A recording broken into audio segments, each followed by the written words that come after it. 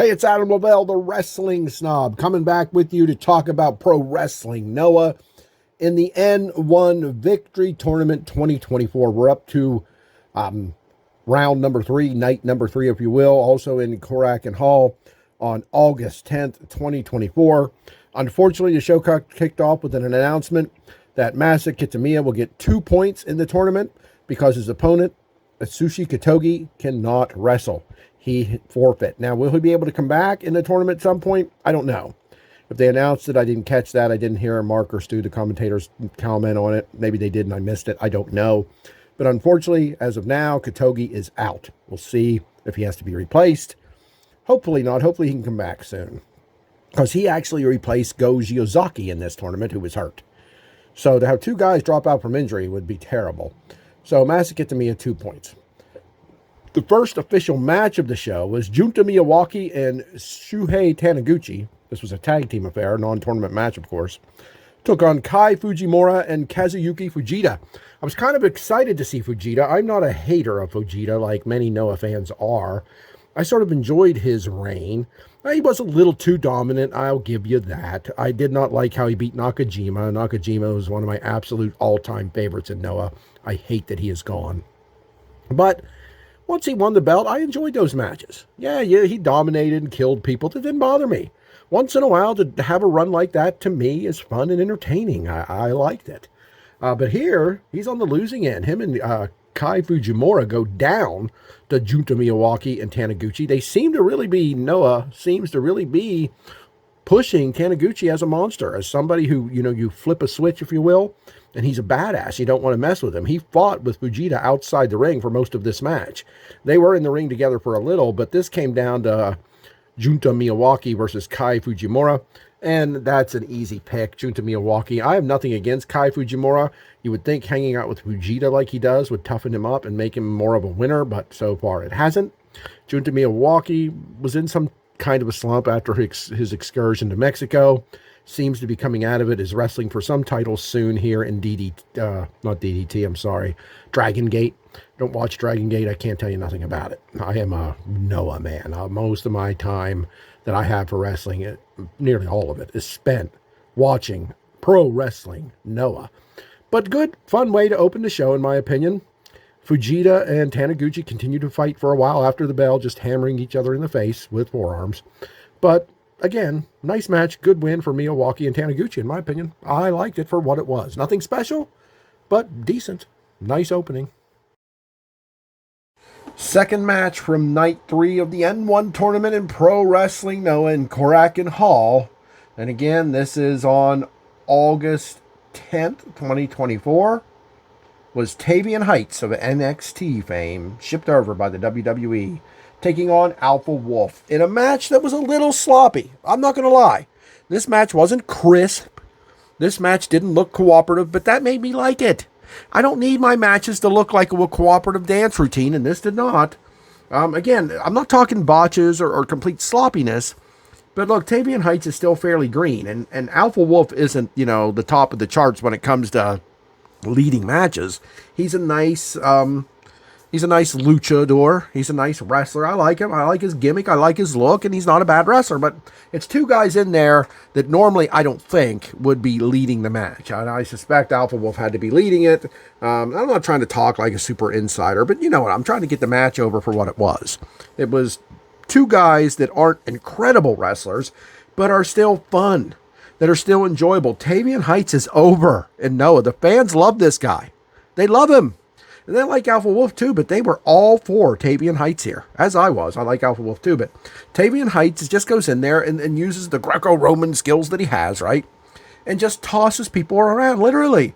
Picked up big old Alpha Wolf and tossed him over his head. The belly back overhead suplex. Just incredible looking. Because Alpha Wolf is not some small dude. He's not your typical tiny little luchador. He's a big guy. Now, to Alpha Wolf's credit, he threw Tavian Heights around a little bit. Threw him outside the ring, had his way with him out there. Tavian Heights took over, the referee admonishing them, telling them, get in the ring. And Tavian Heights is like, okay. So they get in the ring and take it from there. Alpha Wolf hits numerous planchas, tope suicidas, if you will. 2 or 3 of them he hit. Tavian Heights hit some huge suplexes just through, like literally through Alpha Wolf around, and that's what won him the match in the end. He picks up Alpha Wolf and literally hits a jumping belly-to-belly suplex. It has to be seen to be believed. It just looks it looks like it hurt like hell, and it looks incredible. As Alpha Wolf is charging him, Tavian Heights catches him in a belly-to-belly position, but then leaps up into the air and twists. It was just incredible. And this match, while not incredible match, it was good. It was fun. It was entertaining. It was two killers in there just trying to smack the shit out of each other and see which one could outpower the other to victory. Alpha Wolf throwing some lucha stuff in there along the way. It did have that, one of the spots I hate the worst in all of pro wrestling, where a wrestler's up against the ropes, his opponent charges him, the wrestler being charged drops down and pulls the top rope down, and the wrestler that was charging flies over the top. I despise that move. It's my least favorite move in all of pro wrestling. And, of course, Tavian Heights fell for it, went over the top rope. And this is early in the match, but I just wanted to throw that in there because I'm honest. But very enjoyable match. Only 10 minutes long. That was a perfect amount of time for these two.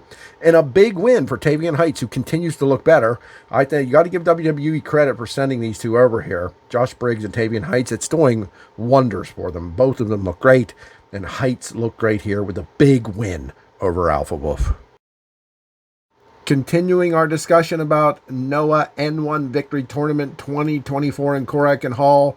This would be night 3 on August 10th, 2024. We are up to Manabu Soya taking on Titus Alexander. Titus Alexander is legit. This whole tournament for him is going to prove who he is, even though he's not going to win it. Okay, he's running through this tournament against some of the best wrestlers in the world, putting them through the ringer. And I'm going to be honest with you here. I like this match, but this was a little bit of a stretch. Manabu Soya is a beast. He's a monster. And watching him struggle to beat Titus Alexander was a bit much for me. No, I did not expect it to be a squash match. That's not what I'm saying. But this was a very back and forth 50-50 matchup. And as good as Titus is, and he's damn good. He's damn good. His match with Keno was incredible. I wasn't really ready for another match like that. And it wasn't on that level. This Manabu Soya isn't on Keno's level, but he is, he looks good. He's built good. He looks better than he has maybe in his entire career. And I'm not saying give the N1 victory to Manabu Soya, but watching him compete against Titus Alexander, who I respect, who I like, who I have told you is great, was just a little bit much for me. It didn't make me love this match. I did not hate it. It was fun. It was an enjoyable match, but I would have tilted it more towards Soya. Titus Alexander kicked out of several moves of Manabu Soya's, like that jumping Death Valley driver. It's like, yikes, he kicked out of that. Manabu Soya puts him away with a jumping DDT, the best jumping DDT in the business. I have never seen anybody do that jumping DDT the way Manabu Soya does. I mean, he jumps way up in the air and brings his opponent flat down on the top of his head. It looks brutal, it looks painful, and it looked like it could have killed Titus Alexander, but it didn't. He made his way out under his own strength. And look, like I said, this kid's come over from the United States, from the West Coast. West Coast Pro was a big company he was a part of over there in the Indies. And I'm happy for him. And I can't wait to see him continue on here. And I'll check him out when he wrestles other places if I get the opportunity. So don't take this wrong. Don't think, oh, man, you just want this Alexander kid to get crushed. No, I don't. But it just was a little much watching this be as 50-50 as it was. Manabu Soya wins it with that jumping DDT in the end. I just think it could have been a little more one-sided without being a squash. Check it out. Let me know what you think. Am I wrong? Why am I wrong? I don't know. Titus Alexander's great. I just thought he hung a little bit too tough with Manabu Soya. Like, they could have sold the story that he had a lot taken out of him by Keno, right? The incredible match he gave to Keno was match of the year contender practically. Just great stuff. They could have played up that exhausting this kid and him getting taken out. I mean, the match was 13 minutes long. It's still 3 minutes longer than Tavian Heights versus Alpha Wolf. So I don't know. I just thought it was a little bit much, but still far from bad because Noah is wrestling done right. Next up was Dragon Bane taking on Luis Amante in the N1 Victory Tournament Pro Wrestling Noah. This was on August 10th, 2024, Korakuen Hall. Another excellent matchup, guys.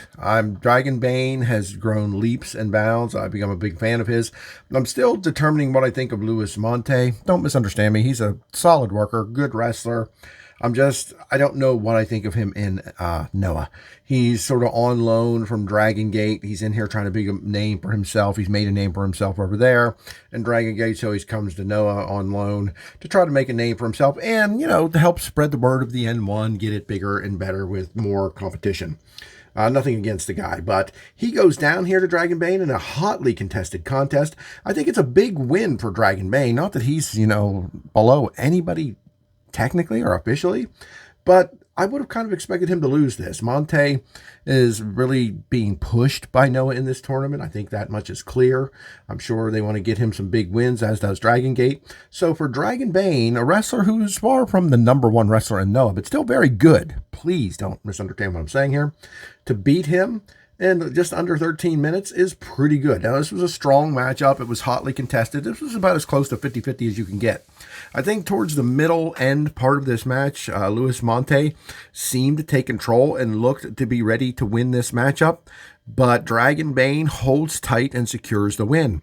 I'm a big fan of Dragon Bane and his brother, for sure, Dragon Wolf. And I already forget how to pronounce their tag team name. You have to forgive me for that. Something I have to work on as I get back into Noah. But no, this was far from my favorite match, but solid. And honestly, I enjoyed seeing Luis Monte lose a match. I would love to see more Dragon Gate guys go down to Noah guys, because I don't like that many in the wrestling world think Dragon Gate is better than Noah. I think that's ridiculous.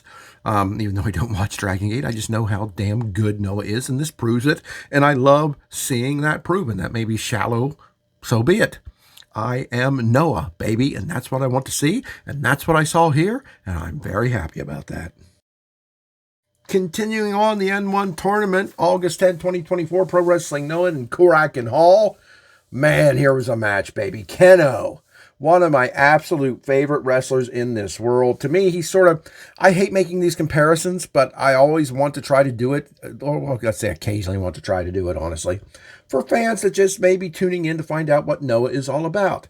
I would compare Keno to be sort of being like a Japanese Randy Orton. Now, when I make these comparisons, I'm not saying they're the same. Not any stretch of the imagination, but Keno is a veteran. Keno is damn good. Keno is a multi-time GHC heavyweight champion, 3-time. Now, I know that's not as many as Randy Orton, but the titles don't switch in Noah like they do in modern American wrestling. And they don't have greatly similar styles. It's just that the position on the card, the number of times they're champion, and just so you can get in your mind who he is in Noah. He's very dominant, very, very well supported, and he actually seems to be a fan favorite at this point. I don't remember the last time I saw Keno as a fan favorite, but it is nice to see. And here he took on the rookie sensation, Ulka Sasaki. Ulka Sasaki stepped out of the UFC and into pro wrestling and took off like a shot. He is great. I wouldn't even call him green. I mean, he is the national heavyweight champion, the GHC national heavyweight champion. And it's the first title he's won in wrestling. And I don't know, has it been a year? I thought someone told me he's been like 11 months or something. He hasn't been around super long, but you wouldn't know it by watching him. He is a technician, and he can also fly just a little bit. He has an incredible look. He's not super muscular, but he's lean and yet also powerful. He's quick and can apply a submission out of nowhere, if you will, even though I just called Keno the Japanese Randy Orton. He locks that choke on you, and you are pretty much done. And I'm saying pretty much because Keno survived it, I believe it was twice, if I remember here. And Keno really turned his game up here because he wanted to come in here and prove that Ulka Sasaki was not going to take him out. He was not going to lose to the sensational, hot rookie in Pro Wrestling Noah, and he did not. Here Keno wins the match with his professional foot stomp, his PFS at the end of the matchup, surviving the incredible skills of Ulka Sasaki. Just going further to show you how damn good Keno is. Like I said, he is a 3-time GHC heavyweight champion. I feel like he's the ace of this company. I know we've got Kaito Kiyomiya and what have you, but Keno's my ace, baby. He is just terrific, and I loved watching him win here. The match was just under 12 minutes long, so you can watch this and enjoy it greatly, knowing it's not going to take tons of time. And that's another thing I love about the N1. Now, the goal of the wrestlers is to win as quickly as they can. Now, no, I'm not talking like it's WWE speed or anything ridiculous like that. I'm just telling you these matches most of the time aren't going to be real long because the wrestlers are tuned in, turned up, and ready to win so they can last this long, grueling tournament without total and complete exhaustion. Big win by Keno. Excellent match. Really enjoyed it. The result as well as the match. I mean, if Alka would have pulled the upset here, I'd have been fine with it, even though Keno is one of my favorites. But he didn't, so I'm even happier. Great stuff. How cool is it to have Yohei and Hayata back together here in this matchup on the N1 tournament and Korak and Hall on August 10, 2024. Those two teamed with Amaska or Amakusa. Not exactly sure how you pronounce it. It seemed like Mark Pickering and Stu Fulton each pronounced it differently on commentary, to tell you the truth. But they took on the team of Eita, Ninja Mac, and Suji Kondo, excuse me. Suji Kondo and Eita are the GHC Junior Tag Team Champions. Ninja Mac, a heavy fan favorite, teaming with two not so fan favorites here, even though the crowd does seem to like Eita quite a bit. They're technically not fan favorites. So it was interesting to see Ninja Mac a part of that team. And it's always fun watching Ninja Mac. He is one of my favorite high flyers in the business today. But I remember Hayata and Yohei being a big deal, a pretty damn good tag team many years ago. I'm talking 2016, 2017, maybe before that. But they were great. And now, all these years later, the experience these two have gained, they should be one of the best tag teams in wrestling. Definitely one of the best tag teams in the junior division of any wrestling organization, in my opinion. Amakusa, he is the junior heavyweight champion. So we had all the junior champions represented in this matchup against each other, and it was everything you would think. Now, what is great about Noah's junior division is it's volatile. I mean, it is all over the place. None of them like each other. None of them trust each other. Tag teams turn on each other. Factions turn on each other. It is wild, crazy, insane. That is their reputation. It is also where you're going to find the most modern-looking pro wrestling in this organization. What I mean by that? The heavyweights here wrestle like heavyweights, and the juniors wrestle like juniors. And it makes the junior heavyweights stand out all the more. When you got all of your wrestlers doing junior heavyweight style stuff, then junior heavyweight style stuff isn't that impressive, important, or fun. But when you separate divisions and have them wrestle like the divisions they are in, it makes each division special. You get the big guys killing each other, right? Just ripping into each other with clotheslines and grabbing holds and trying to rip their arms and legs out of sockets. And you have the juniors out there doing your high-speed stuff, if you will. And it makes it, like I said, all the more entertaining. I loved watching Hayata and Yohei team here. Amakusa is great. Him adding himself to those two makes an incredible looking team. And like I said, Eita and Kondo. Kondo is a junior that wrestles a lot like a heavyweight. But again, let me fall back on this argument. When you have one guy in your company that does that, then it's pretty cool. If you have one heavyweight that wrestles sort of high-speed action cruiser style type of stuff, it makes it special. That's the difference here. Kondo is a beast in the junior division and just rips people's heads off. Eita he purposely annoys you, right? He's just a cocky, arrogant son of a bitch. And Ninja Mac, a baby-kissing, hugging fan favorite, teaming with these two and helping them out with his crazy aerial skills was something to behold. So these three versus the other three, I like three-way matches. It's when you get 4, 5, 6, and 7, and 8 people, that's when I start getting a little meh, even if it's wrestlers I love. Here, 3 versus 3, a 6-man matchup was great. This was a solid matchup that saw Amakusa, Hayata, and Yohei defeat Eita, Ninja Mac, and Suji Kondo in a terrific match. It wasn't breathtaking, it wasn't something must-see. It was a nice little break in the tournament to watch something different, fun, and fresh. But to me, I've said it about this is the 3rd or 4th time, Yohei and Hayata back together. Loved it. At the end of the match, they actually challenged Eita and Kondo for those junior tag titles. I'm sure they'll accept. I'm sure we'll get news on when that match is coming, and that is going to be must-see. The reunited Hayata and Yohei, one of the best teams of the past, and certainly going to be one of the best teams of the present, against the team of Eita and Kondo, they just mix perfectly. Eita, the wild man, sort of a high flyer, also violent and rule breaking as can get. Kondo, the beast, the heavyweight junior, if you will. And it just works perfectly. That match is going to be money when it happens. Oh, this next match was interesting. Jack Morris took on Josh Briggs. Pro Wrestling Noah N1 Victory Tournament, Korakuen Hall on the 10th of August. This was the semi-main event and definitely worth it. This was a sort of a big man versus little man matchup, but Jack Morris isn't a little man. So big man versus medium man, I don't know. But the dynamics here was that Josh Briggs was overconfident. So overconfident. He spent a quarter of this match jaw-jacking Jack Morris. I mean, he just telling him to bring the F on, just telling him, oh, they love you here, do they? Taunting the crowd, taunting Morris. Just moving like the giant he's been used and booked as in pro wrestling Noah so far. He's the giant Gaijin here to destroy Tokyo, if you will, right? He's the modern day Godzilla. He's the Bozilla of pro wrestling Noah, if you will. And that's how he's been used. Here, the story of Jack Morris was, look, he was getting beaten down and tossed around, but he wasn't giving up. Jack Morris is the man. Jack Morris, to me, is going to the top of the wrestling world eventually. He definitely is headed to the top of Noah if he sticks around a long time, or not even a long time, for a little bit longer. I think he's a future GHC heavyweight champion. I think he's going to hold every title in Noah. I think he's that damn good, and he's only getting better. Briggs is being used as, the monster, the guy who's just coming in and breezing through this tournament, or seemingly, right? That's how they're presenting it. Who's going to bring this big guy Gene from the WWE NXT down? And it's gotten to Briggs's head. Like I said, he spent a big portion of this match moving very slowly, which not that he's ever fast, but he was just taunting Morris, super confident he had this one.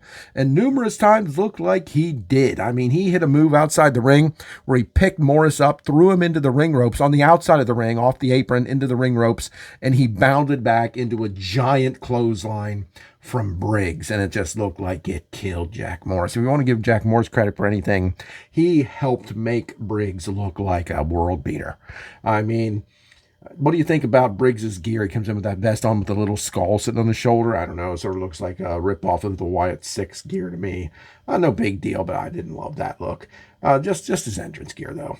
But again, this was just Briggs looking like he had this one, but because he was acting like he had it one, it cost him, and he goes down to Jack Morris, and it's somewhat of an upset. I mean, it's hard to call it an upset because Morris, his debut match in Noah last year, or the year before, I forget, just a short time ago, he defeated Kaito Kiyomiya, the current GHC heavyweight champion. So Jack Morris is no underdog. But here, it looked like he was. Here it looked like he was going to be another victim. But instead, he out-wrestled and outlasted the big, overconfident Josh Briggs. This match, again, it's not going to win awards. It's not going to be talked about for weeks on end. But I enjoyed it. I really like this. It's not my match of the year or anything, but the dynamics were played perfectly. Both guys played their roles wonderfully, and it's kind of hard to watch Briggs lose after he dominated the first two matches the way that he did. But I wasn't rooting for him because I'm a big Jack Morris fan, but they made this victory make sense for Morris by overcoming the complete, and you can see it here the whole match long, overconfidence of Josh Briggs. The main event in Korakuen Hall for Noah's N1 Victory Tournament on August 10th, 2024 was a big one, literally. Yoshiki Inamura took on El Hijo del Dr. Wagner Jr. in a 21-minute match of two men, two heavyweights, first of all, trying to wear each other down. So some of you are going to say, oh, that match was kind of slow. Yes, two gigantic men aren't going to run around and fly around the ring like cruiserweights, nor should they. So the first part of this match were both men grabbing holds and trying to make the other submit. Arm bars, leg locks, whatever you could. They were trying to take each other out with body blocks. They were fighting inside and outside the ring. They were diving through the ropes, both men, and especially the Aztec Warrior, the former GHC heavyweight champion, champion, Dr. Wagner Jr. I mean, this man defeated Keno for that title. You have to remember that. Mark and Stu put that over on commentary numerous times, just reminding us how good Dr. Wagner Jr. is. Inamura has been trying to reach the top of the Noah roster for a couple of years now, unsuccessfully. He's been far from being a jobber, but he just can't break through. He lost his first match in the N1 tournament against Ulka Sasaki. Had me even thinking, oh, geez, here we go again. Inamura not going to do great again, but he won his next match, and yes, he won this. Spoiler, we're only a minute and a half into this discussion, but I'm telling you, I was very pleasantly surprised that Inamura pinned the former GHC champion Wagner Jr., who is excellent in and of his own rights. I find it a little corny, the mask move where he twists his head around and supposedly gets powers from the mask or something. It's motivation. It's not really powers like, the Wyatts in the WWE or something. I think it's a little bit of a cornball move, but it works for him. And I see the improvement in Wagner Jr. I was shocked when I found out he won the GHC junior, not junior, but of course he's gigantic, when he won the GHC heavyweight championship from Keno back when I was following but not faithfully watching Noah. I was amazed at that. I mean, Wagner Jr. is good, but I didn't see him on that level. But boy, watching him in this match, I definitely saw it. And I definitely saw the improvement of Inamura. Both these guys took a beating from one another in the second half of the match, turned it up, and didn't wrestle like the juniors, but this was a much faster pace because both men were realizing that their methodical pace, their fighting, their grappling wasn't going to get the job done, and one of them would have to subdue the other one in another way. So they started more with the slams, they started more with the dives, they started more with the superplexes, brain busters they call them in Japan.